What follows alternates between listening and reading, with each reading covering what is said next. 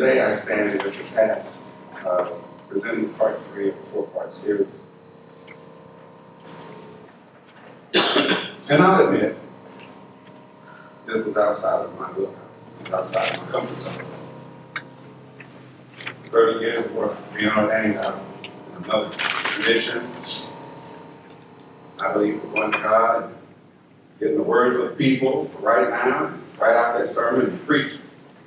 And try to preach the brakes off of it. And today I was asked to step in and do something. And I love my pastor. He said, there's no pressure. But just know that this piece is the hinge point for what I'm doing next week. I'm like, yeah, no pressure, dude. I got it. I got it. Okay, so we're talking about being rich, the cost of living. And when he first, I'll admit, when he first brought this topic up, I was like, oh Lord, prosperity message. And like, prosperity gospel is, not for me. It's just not my thing. For those that enjoy it and like it, you know, everybody wants to be a CEO and everybody wants to drive a Rolls Royce. Good. I prefer something a little more gas efficient for the environment. I'm thinking, I don't have children, but I'm thinking when I leave this planet, I'd like to leave a little less of a carbon footprint. Yet I want to be rich. And we've talked about in the past about being rich and how living on the margins. Living on the margins. And we all have a different margin.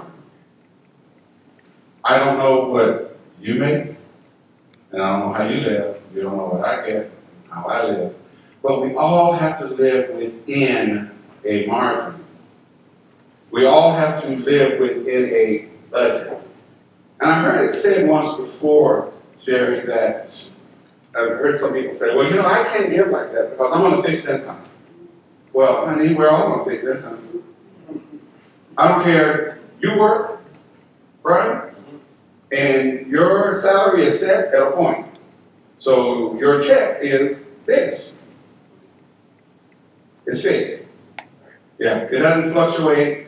You know, I see Ian now goes to work, does his work, and you know, and one day it's $5,000 check, and the next day it's $50. Yeah, it doesn't operate like that. So we all live. We live within the margin, and yet within those margins, we have room to be a blessing to other people. We have room to be rich. If you weren't here, we discovered that most of us are richer than we thought. Who knew that $35,000? Who knew that $35,000 would put us in the top 1% of the world? Not the country, the world. Who knew that? I didn't. I also found out that I'm not living in the top 1%. Wow, what a concept. I guess I'm still in the 99 percentile. Last week we were told we're going to come back this week and help you with this. The problem is we don't feel rich. How many of you don't feel rich? I'm not seeing hands. Y'all feel rich? Well, that's wonderful. Compared to most people in the world, most of us are rich. We just don't feel it. So I want to help you know how to feel rich, and we're going to jump into today's message. One thing I do recall is that, and I didn't realize it until my mother had passed away, and I was going through some papers, and she used to say everything. And I found rolls. Oh, no, not money. Check stubs from St. Anne's Hospital in Chicago. And I was amazed to learn that she made $3.33 an hour in the 60s. And I sat there, somebody said that was big money, and I sat there in utter amazement. It was like, how did we eat? How did we pay rent? We had a 2-bedroom flat. Back in Chicago, they call them 5 rooms, because it was living around the building. And our rent was $125 a month. Okay. Yeah. What I spend on grocery now, we probably could live on then. But it reminded me, it totally reminded me of how the margin moves. Because what I lived on, and with my first job at Allstate, I mean, I went to Allstate in 1979, making $165 a week. Oh my God, with benefits and a discount from Sears. Oh my God, I was living large. I was living large. I asked Kyle, could I use him in my sermon? And it's one way I want you to know that you're always going to be rich, Kyle. Get a job, get a good job, and stay at home with your parents. Sorry. That's one way to go rich. Yeah, too late for me. The goal is sale. Parents are gone. But if I could pack up and move home, I probably would do it. That way, the money I get, I wouldn't have to pay for rent. Imagine if I didn't have to pay out that money, plus lights and gas and paper and water and trash. Yeah. Imagine how rich. I'm moving in with Gretchen and Jerry. My mom.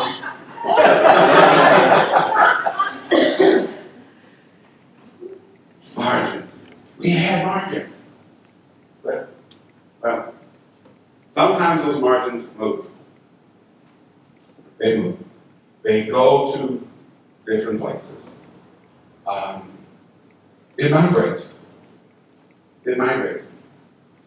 Our margins migrate. The margin of hope migrates. As we become much more richer, as I'm totally correct, as we get more money, we live bigger. We move to better neighborhoods. We move to bigger houses. We buy better cars with bigger car notes. We buy better clothes. We start doing things. The margin moves. Our hope moves. The problem with that is, as we get more, our hands begin to close. And trust me, I've lived life long enough to know that we cannot receive with a closed hand. How much can you give me if I come to you and you give me some money and my hand is like, where's she going to put it? Yeah. But that's what we do. And we see it over and over and over and over. People get richer and they give less. The problem with that is, as we become richer, we should be giving more. Our percentages should go up. 6% of my income, if I decide I want to give it away, is one thing. But if I had $250 million, 6% looks a lot larger, because it is. But when you compare it, it's really small, because I could afford to do so much more. The migration of hope. And one thing we have to learn is that we will not place our trust in our riches, but in Him who richly gives. It says up here, I will not place my trust in riches, but in God who richly provides. I said it last week, and I'll stand on it. I've never been a rich person. I don't think I've ever made, I know I haven't never made $100,000. I haven't made $50,000 a year in my life. Working shift, work for the state, I couldn't make that kind of money there. State of Illinois, I worked for the state of Arizona. But yet, I survived. Yet, I have eaten just a little. Yet, I have managed to keep clothes on my back and shelter over my head.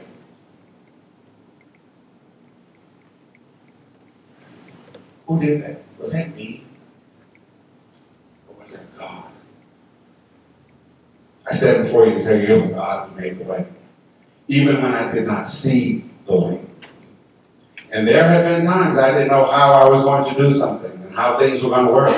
Yet, God made it happen. Today we're going to pick up where we left off, 1 Timothy 6. And here, Jesus is saying, he commands those who are, Paul, not Jesus. He commands those who are rich in this present world not to be arrogant. That's the one thing I've always said, that if I ever became rich, I want to stay the same. I want to remain where I am, where I live. Well, if I have a new car, yeah, I will. But I keep this one to remind myself that this, too, was a blessing. Nor are we to put our hope in wealth, which is so uncertain. I look at people when they get all the money. I want to grab all the money. I'm going to get it all. I'm going to get it all. And you all are not going to have any money. I'm going to have it all. I'm going to own everything. I'm going to own the stores. I'm going to own the hotels. I'm going to own everything. So how am I going to make more money if you all don't have money to spend at my places? Going to keep you down, then you can't receive. I can't receive more. And let's face it, if our money becomes devalued, then what is it going to be worth? Right now, I think you can get 20 pesos for $1 in Mexico. Yeah. So what if you have 1,000,000 pesos? How much is it really worth? Not much. So we have to put our hope in God, who richly provides with us everything for our enjoyment. Part of our problem is we don't enjoy what we have. So many of us work so hard to achieve and get, and we're too darn tired to do anything with it. And look how rich we are. We are a people in this country who get to work 5-day weeks and have 2 days off. And in some countries, they have to work every day just to eat. Wow. How rich are we?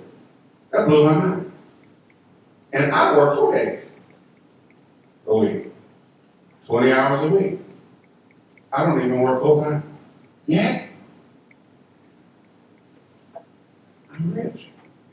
Command them is what the book says, what they said. Command them.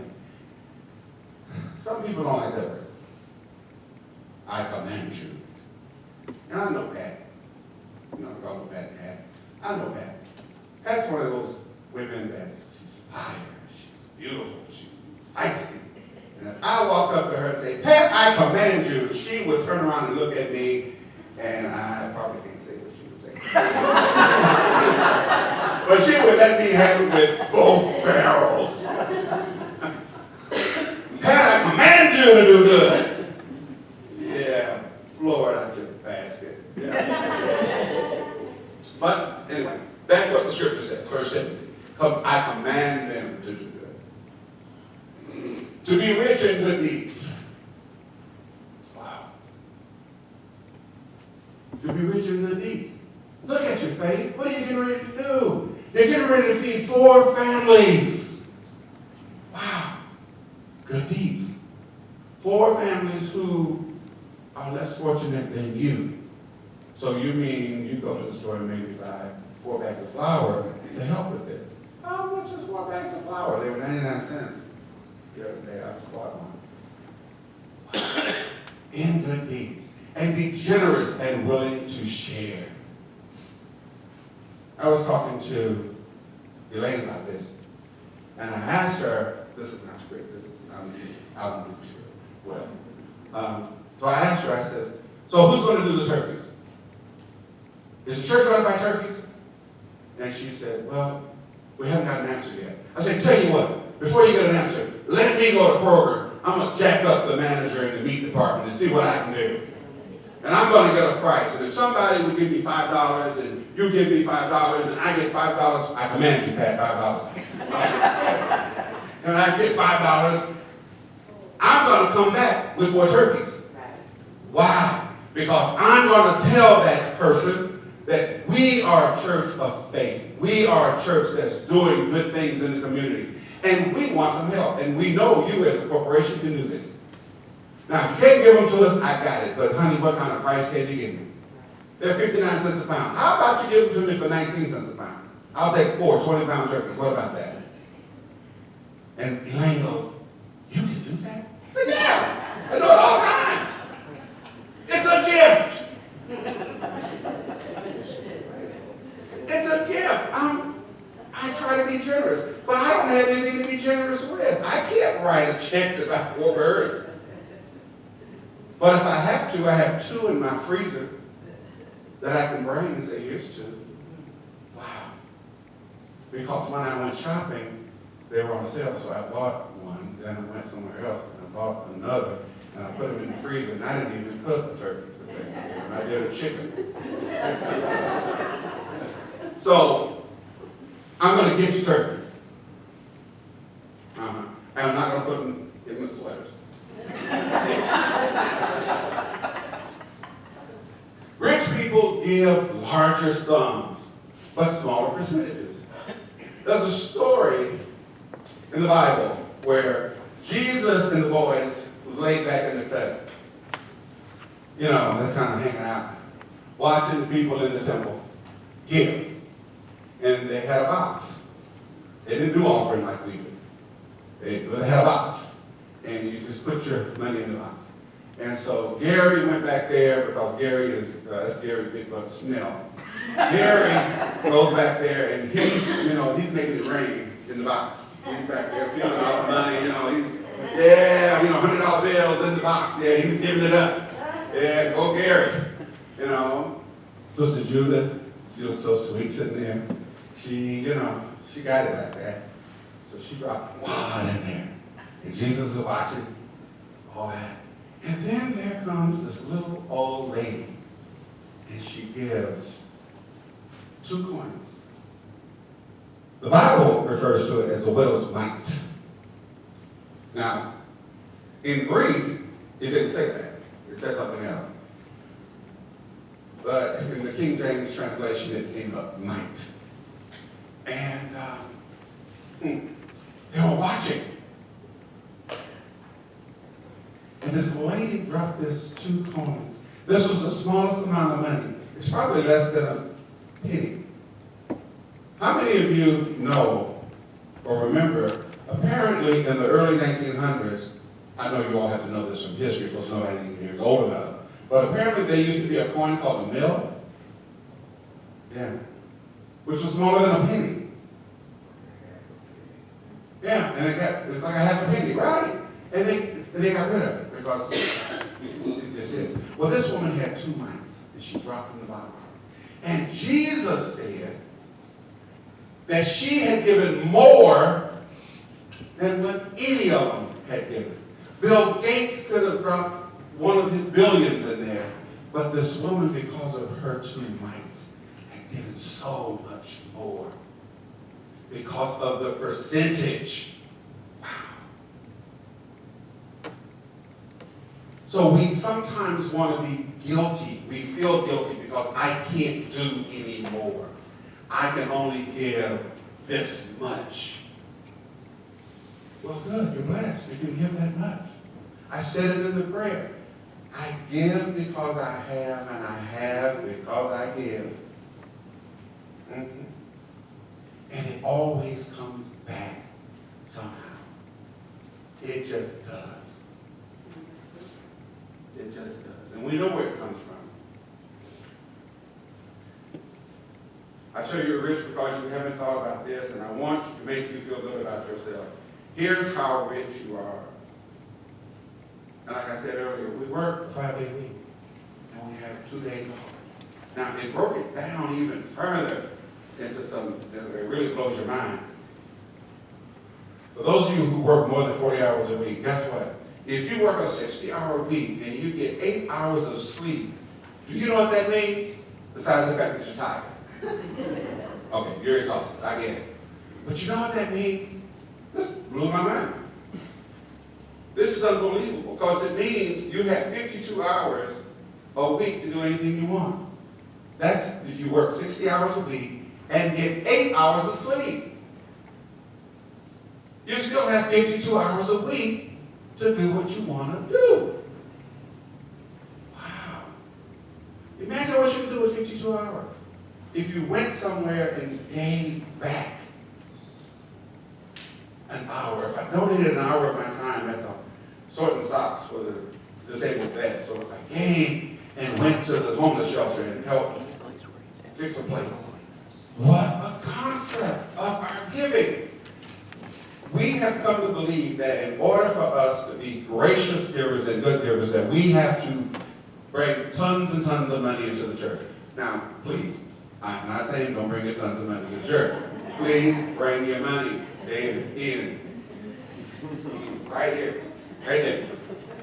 Bring it and put it in the poor box. We can use it. But don't feel guilty and don't feel like I can't be a part of that because I just don't have it like that. Because that's something we all can do. There's something we all can do. They gave out of their wealth. But she, the woman with the knife, she gave out of her poverty.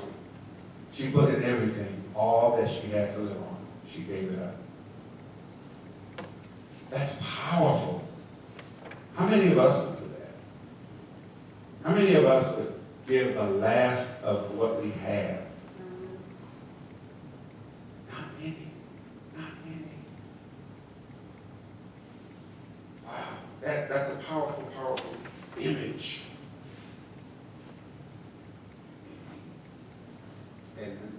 And I'm overwhelmed when I think about the goodness of God and what God does in our lives when we just give. I come to the food pantry and I work, and I bring fruit, or I'll bring a casserole, and the joy that I see on the faces of the people as Miss Fox, Sister Linda Fox, she works in the other room where they have bulk stuff that they give away. And I look at the joy in her that comes from the heart as people come. I look at my babies here, my 4 babies, Loretta, and y'all come. You came and you got, and then you got so much more. You gained a family. You gained a pastor who loves you and cares about you. You gained a family that is willing to support you. That's what happens when we give. I'm totally off script. I don't know what Scott's going to do with this. Probably not ask me to preach it. Probably do like Carlos said, we'll go vacation again.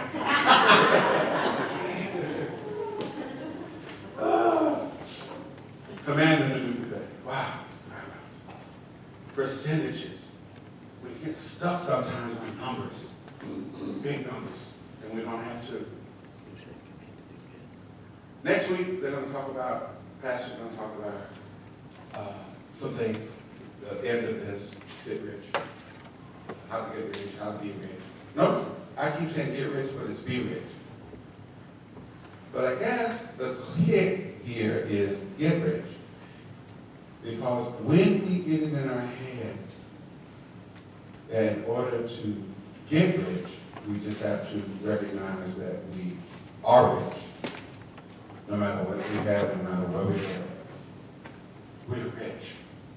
Command them to do good. Be rich. Wow. Be rich in good deeds. Anybody want to come here today and jack this man up for these turkeys? Come on, I'm going to show you how good it feels. And be generous and willing to share. Be willing to share. True story. I called the landlord and I told him, I said, my freezer door doesn't work on the refrigerator. And I have a bungee cord on it. And I think it's off the hinge, and I want a new refrigerator. He says, well, let me come and look at it. So he came over, we undid the bungee cord, and he opened it up, and there was a wall of food. And he goes, your refrigerator doesn't close because you have too much in it. I said, what? He says, this refrigerator looks like my mom's. He who are you feeding? I said, anybody that needs to eat. I said, you never know when somebody might come by. And they tell me they don't have anything to eat. I want to be able to reach in there and get a chicken. And I want to go in the cupboard and get some canned goods. And I want to get some pasta. And I want to get some tomato sauce. And I want to get a couple of onions. And I want them to go home and at least make a meal or two. Because I may not have a buck to give them, but I can sure give them some food. Between the pantry and my little stash place I have other stuff in. And I buy cases of broth and, you know, it's like, wow. So what did I do? God bless me, I'm not bought a freezer. Now the freezer's full. But my refrigerator freezer, yeah, I don't need the bungee cord anymore. It works. I took some stuff out. I mean, yeah. And people will tell you. I have a nickname that I will not tell you publicly, but I have a nickname that they call me. Okay, they call me grandmother. Because when you come to my house, it feels like a place where mama or grandmama lives. And it's a place where you know you can get a hot meal, and it's a place that you know that if you came to me and said, I'm really having a hard time and I don't have food till payday, when you leave my house, you probably could walk out of there with about 8 bags of groceries. And and I was like, yeah, sure. And if I did that, I still would have food left. I'm not bragging. This is who I am. This is who we are supposed to be. This is who we are called to be. Generous and willing to do good.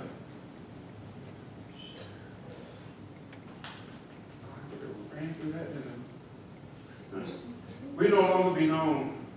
This piece here really struck me. It really struck me. It really struck me. I have experience too, if I'm not where I'm at. Commanding you to do that. Calling his disciple, I tell you this for woman and Indian. What we have to do is we have to pre-decide. We have to pre-decide. I was going over the sermon with Pastor Scott, and something struck me. A scripture. Luke 12:48. To whom much is given, much is required. We are incumbent. We are called to do more. As God blesses us to do more. Now that doesn't mean we'll be a fool with it. It's just be a blessing. Be a blessing. We have to pre-decide what we're going to do. Make a pre-decision. When I joined the church, I did a pledge card. I was in class with this gentleman right here with the striped shirt. And I was asked to make a pledge. I had to sit and think, what can I afford to give? And what I was told by Pastor Kurt was, previous pastor, what is required is that if I make a determination that I'm going to give, and what struck me more than anything, he said, even if it's $2, if that's all you can afford, we want to depend on the $2. Well, surely I gave more than $2, but I tried to make sure that I gave what I said I would give. Now, I have a few envelopes that didn't make it, and so I'm setting up now trying to decide if I can get those in before the end of the year, because it's what I want to do. We have to pre-decide what we're going to do. One of the things that I decided I'm going to do after hearing this is I'm going to make a decision that I'm only going to live on a certain percentage of my income, instead of all of it. I want to put a certain amount aside. Because I realize, Angie, that I cannot save myself and hoard myself into safety. Food spoils, freezer burn, canned goods get outdated. So I got all that stuff, I got a storehouse full of stuff, but I can't use it. So we have to be wise about it. That's why we have to give it. Because as we give it, guess what? More comes. I am a witness. This is what got me. in this sermon, and it stopped me dead in my tracks. When we give, when we recognize that we are rich, truly, truly, truly, truly rich, regardless of what we get, forget numbers, forget, Gates and the movie stars, forget all that. When we recognize how truly rich we are, guess what happens? We would no longer be known for what we're against. We would even be known for what we believe. We won't even be known for what we believe. They say that about us all the time. What do UCC, what do y'all believe? Y'all all over the place. Y'all believe everything. Anybody can come. Yeah. Yeah. Yeah. Because we're not narrow-minded. We get stuck on this one track. You got to live saved and sanctified and holy. You got to be this. And you got to dress a certain way. Yeah. We would be known for our extraordinary love as expressed through our generosity. As I read the New Testament, and as you've read the New Testament, you can't help but become away and think, I think that was what Jesus intended our reputation to be from the beginning. They will know that you are my disciples by what you believe, not by what you believe. No. By what you're against? Is that how they'll know you? No. They're not talking. So how will they know you? How well you love. How well we love one another in here. And how well we love one another out there. Charity starts at home. Thank you. Charity starts at home and spreads abroad. And if we love each other in here, truly love each other in here, and make one another rich with the love of Christ, the love of God. When we walk out that door and go to Southport Mall, or wherever we go, guess what's going to show? That love. Because people are going to wonder, why are you smiling? And she can say, I'm smiling because I go to a place that loves me. Linda Fox, I loved you the first time you walked in here, but she just loved. Just love. My darling here, just love. All of you. Angie. I can't name you all, but you all are my family.